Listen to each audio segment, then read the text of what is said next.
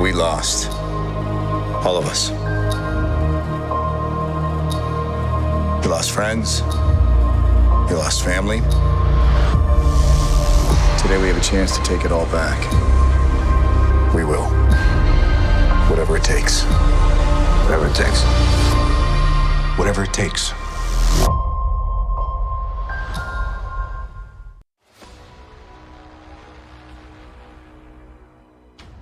The world is in our hands. We gotta do something with it. Whatever it takes. Whatever it takes. Whatever it takes. Whatever it takes.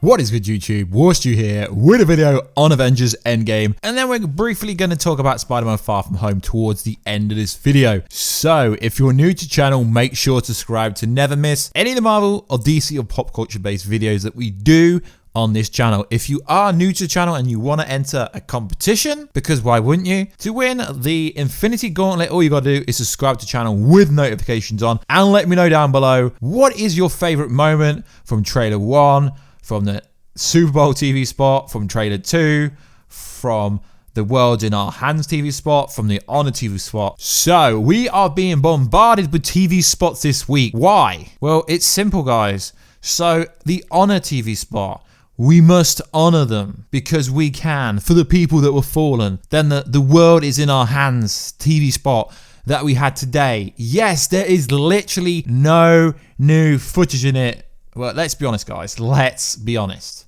There is literally, 2 seconds of new footage of Steve Rogers talking, and he literally doesn't say anything except for, and we've got to do something with it. And then we get a new, well, it's not actually a new look, but it's a different variation of a look from Bruce Banner. So that is literally the breakdown for this trailer, but the video is not actually about that. So we get a little sneaky peek at Bruce Banner, and I guess you could say there's going to be a Hulk and Thanos rematch.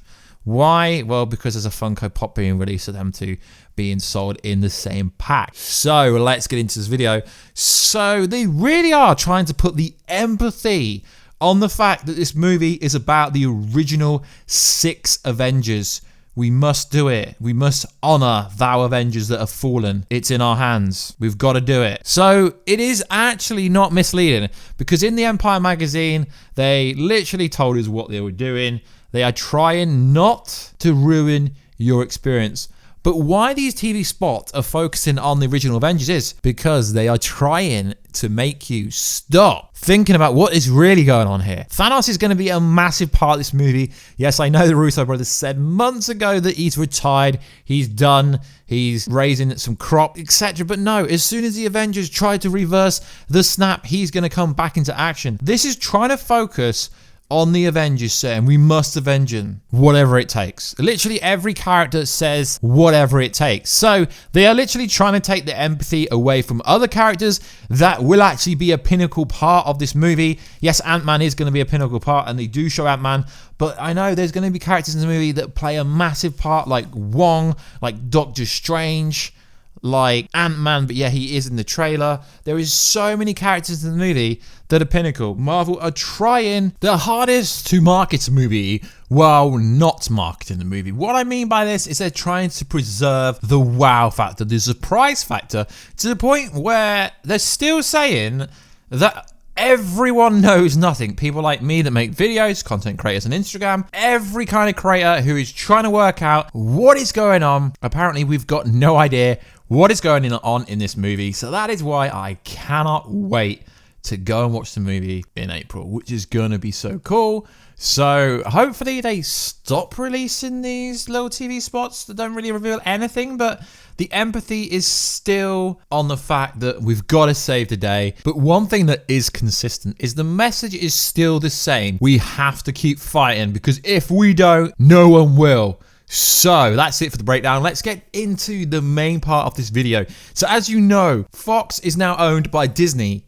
primarily. And now we have X-Men, cool. But like I said in yesterday's video, we're not going to see them to 2021 at least, because they've got so much coming up on the next slate. Fantastic Four, the same with them. But Ryan Reynolds' Deadpool is someone who Bob Iger, the head of Disney, loves. And I'm hearing from the grapevine, take it with a pinch of salt, that apparently they are rushing to get Deadpool in some variation of a post-credit scene. No, Wall Studio, this isn't going to happen. I'm not saying that. I'm not saying that Deadpool is going to be introduced to the Avengers and he's going to become a fully fledged Avenger and he's going to take out Thanos inside this movie. Although everyone that's read any comic book would love that, because obviously Thanos and Deadpool had a massive storyline with death in the comics, but we don't even have the death in the MCU, so that wouldn't happen. But what I'm saying is, they could really tee up a massive post-credit scene in Avengers Endgame with Deadpool, and it wouldn't really ruin the continuity of anything, and you wouldn't even really question why it was there, because it would just be hilarious to have. It could literally be anything. But I am hearing that they are planning to put some kind of Deadpool spin in a post-credit scene, and that is why we are getting everyone saying similar things. Because generally, if there's a lot of people reporting the same story, it turns out to be true. So let me know down below, guys, if Deadpool could be introduced in a post-credit scene to the Marvel Cinematic Universe. How would you have it be? And also, Tom Holland tweeted Monday morning, so everyone was freaking out. Yes, we're getting the Spider-Man Far From Home 2 trailer. No, we're not getting it Monday. Why? Because look how long it took to get the first trailer after Avengers Endgame came out. We had to wait, to I think the end of January, was it, or February? We had to wait months after Marvel. Will not let Sony ruin Endgame by dropping a Spider-Man Far From 2 trailer 2, would they? They're not going to drop the Far From Home trailer weeks before Endgame comes out. Why? Because the main star of that movie is currently dusted. He's actually going to be promoting a movie called Spies in Disguise.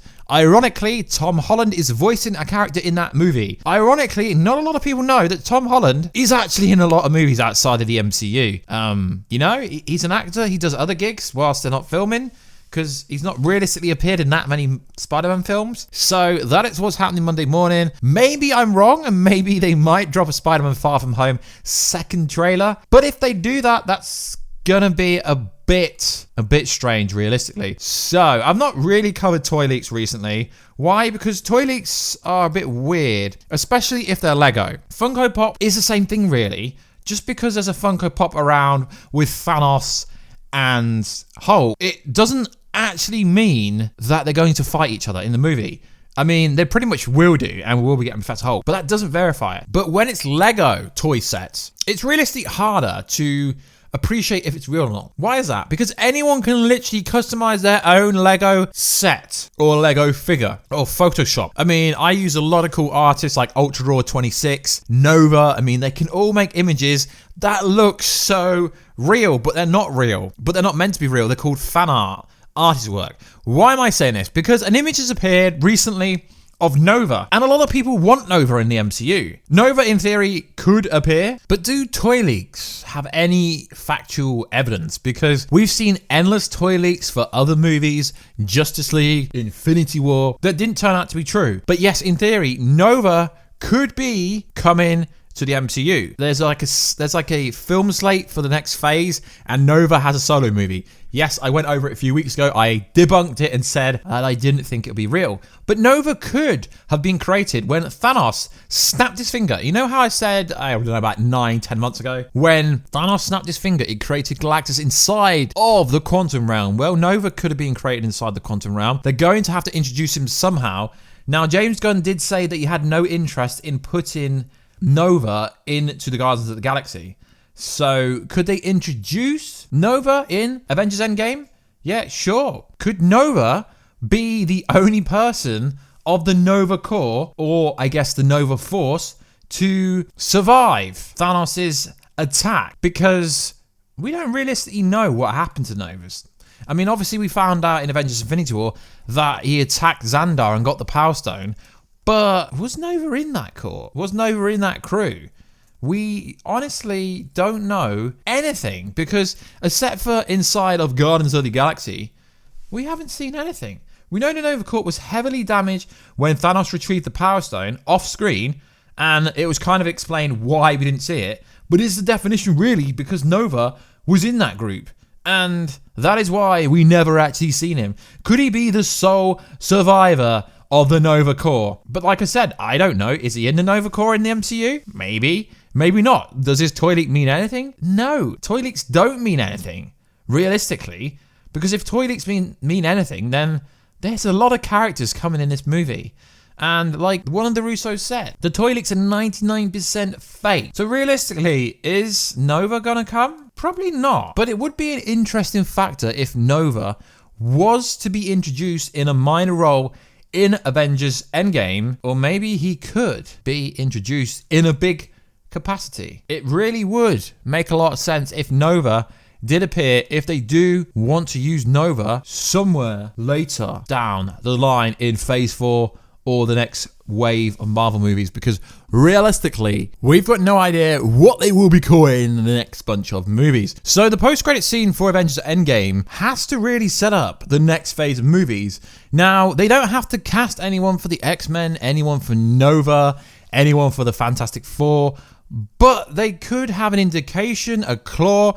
Do you remember when we seen the Thor's hammer before Thor actually arrived? There could be a very scenario like that, like Nova's helmet, or we could see literally anything, Magneto's helmet, Professor X's wheelchair. There could be any massive Easter egg in the post-credit scene, because they're going to have to set it up. Because if we're not going to see these properties that they've spent so much money on, then what was the point in buying them if they're not going to introduce them to 3 to 4 years later? The investors have to get a return in their properties that they've bought. So they will tease something up in Avengers Endgame, whether it be in the quantum realm or a post-credit scene. Let me know, guys, in the comment box down below. Do you think Nova will be appearing? Do you think this Deadpool post-credit scene would make sense? Because to me, it does. They don't want to waste any time on not using Deadpool to their full advantage, because Deadpool is a moneymaker, or could be a massive moneymaker for Marvel if they use him properly. But anyway, like always, guys, please like, subscribe, and comment. I know there isn't really much new material in the TV spot, but it is definitely showing us that they want you to think more about the original Avengers and time travel than anything else. But remember, the Mad Titan Thanos, or Thanos, the correct way to say it, is definitely coming. Like always, guys, please like, subscribe, and comment. Sorry this video's a bit longer than normal, but I didn't want to make like shorter videos, so I just did one massive video today. Anyway, guys, I will catch you in that next video very soon. Catch ya later.